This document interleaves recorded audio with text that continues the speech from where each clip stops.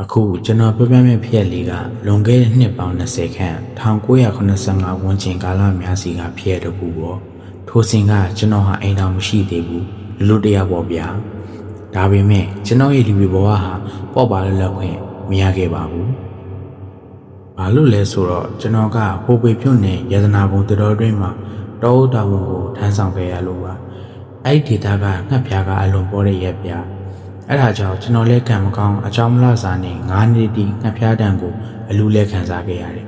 1980ပြည့်နှစ်မှာမွန်ပြည်နယ်ကိုပြောင်းရွှေ့တာဝန်ထမ်းဆောင်ခဲ့ရတယ်ဟိုပင်ကပါလာတဲ့ငှက်ပြားဘူးကကျွန်တော်ကိုအလွတ်မပြေဘူးဗျအဲ့ဒီငှက်ပြားဘူးရဲ့တန်းကြောင့်ကျွန်တော်မှတဲရှိပြက်စီပြီးစိတ်ဖောက်ပြန်နေအချိန်ကြီးကြောင်ရောက်ခဲ့ရတယ်အဲ့ဒီအချိန်ကကျွန်တော်အဖြစ်ဟာအတော်ကိုဆိုးရခဲ့တာတခါတည်းဝင်းနေစရာမရှိပဲအိုဟင်းငုံရသလိုရေစရာမရှိပဲလဲတဟားဟားနဲ့ဥရကြောင်ဟော်ရမိတယ်အကြောင်းမတတ်ဒေါသတကြီးအိုဟစ်ဆဲဆိုမိတာတွေလည်းရှိခဲ့တာပေါ့မိမိကိုမိမိစိတ်ဖောက်ပြန်စားပြုနေပြီးအယူဘွားကိုရောက်နေပြီဆိုတာကိုကိုယ်တိုင်သတိပြုမိပြီးထိတ်လန့်ခဲ့ရတယ်ဗျာအဲ့ဒီလိုစိတ်ရောကိုယ်ပါစင်ရင်ကြီးစွာခံစားနေရတဲ့ကျွန်တော်ကိုကြည့်ပြီးမိဘများကလည်းမနေသားတော့ဘူးလေနောက်ဆုံးတော့မနော်ဟယ်ရီလန်ကဆရာကြီးဦးမောင်စင်နံကိုခေါ်ဆောင်ကုသပေးခဲ့တယ်ဆရာကြီးရဲ့ကုသမှုစေတနာမေတ္တာတွေကြောင့်ပထမအဆင့်မှာတင်ကျွန်တော်ရဲ့ယောဂဝေဒနာတွေတက်တာပြောက်ကင်လာတယ်။အဲ့ဒီလိုကျမ်းမာရေးပြန်လဲကောင်းမွန်လာပြီးရုံးတဝင်တွေကိုပြန်ထမ်းဆောင်နေတဲ့တနေ့မှာပေါ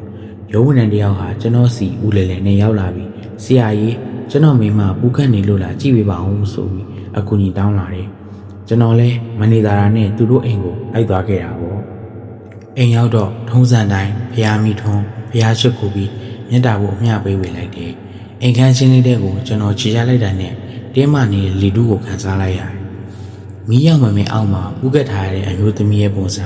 ရေတမမဖြစ်ဖို့ကောင်းတယ်။သူမဟာတာမန်လူလိုထိုင်နေတာမဟုတ်ဘူး။ခန္ဓာကိုယ်တစ်ခုလုံးကတဆက်ဆက်တုံရင်နေပြီးမျက်လုံးတွေကပြူးကျက်ကမျက်တောင်တစ်ချမ်းမှမခတ်ပဲကျွန်တော်ကိုစိုက်ကြည့်နေတာ။သူမရဲ့နှက်ခမ်းပြားကထွက်ပေါ်နေတာကလူတန်နဲ့မတူဘူး။နာကျင်ကြေခွဲပြီးအသက်ခိုက်မတက်ရှိုက်ငိုတန်ကြီးပြ။ကျွန်တော်လဲစိတ်ကိုအတတ်နိုင်ဆုံးတည်ငြိမ်အောင်ထိန်းပြီးထိုမျိုးသမီးရှိမှဝင်ထားလိုက်တယ်ပြီးတော့ကဲပျော်စမ်းမင်းဘသူလဲဘာဖြစ်ရှင်လို့ဒီအမျိုးသမီးကိုဘာလို့နောက်ဆက်ရတယ်လို့ကျွန်တော်မေးလိုက်တယ်ဒါပေမဲ့တုံ့ပြန်မှုကထူးဆန်းတယ်အဲ့ဒီဘူကန်နေတဲ့ဝိညာဉ်ကကျွန်တော်စကားကိုနားမလည်ဘူးမရဘူးသူ့ဘက်ကပြန်ပြောနေတဲ့စကားတွေကမြန်မာစကားမဟုတ်တော့တာမန်လေတန်လည်းမဟုတ်ဘူးအတန်အော်ကြီးနဲ့ဒေါသတကြီးပြောဆိုနေတဲ့အဲ့ဒီစကားတွေကိုကျွန်တော်လုံးဝနားမလည်ဘူးကျွန်တော်ကမော်ပြည်နယ်သားဖြစ်ပေမဲ့မော်စကားကိုတလုံးမှနားမလည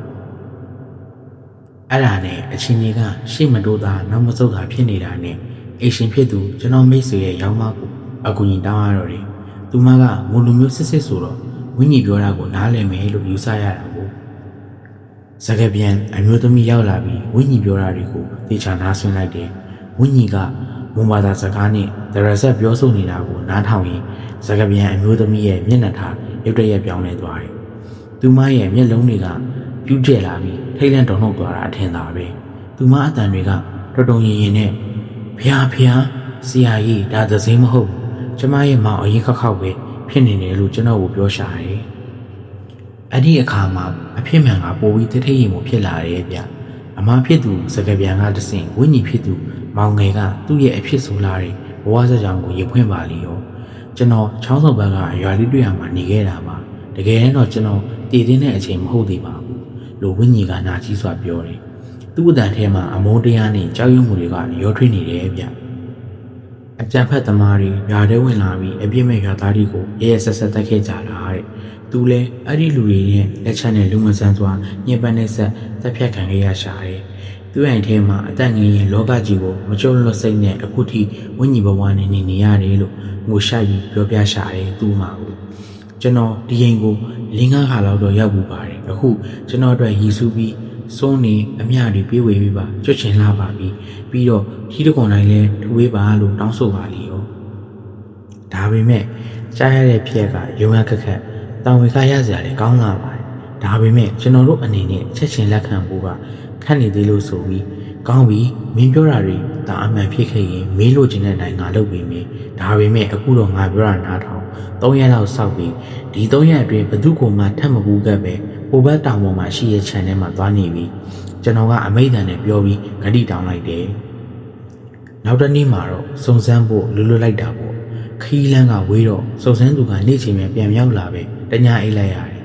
နောက်တစ်နေ့မနက်7:00 နာရီလောက်မှပြန်ရောက်လာပြီးဆရာအကုန်မှန်တယ်ဗျအကုန်မှန်တယ်လို့ပြောတဲ့အခါမှာတော့ကျွန်တော်တို့အားလုံးချက်သိမ်းထသွားတယ်သူပြောတဲ့အမီနေရက်တည်ဆုံးမှုအကုန်လုံးကတလုံးမှမလွဲပဲထပ်တူချနေတယ်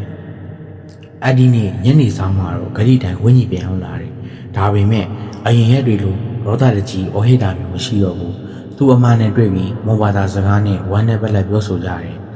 သေးသားတန်ရောစင်းတော့ဖျက်လို့မရပါဘူးလူတိုင်းသိရဟာလား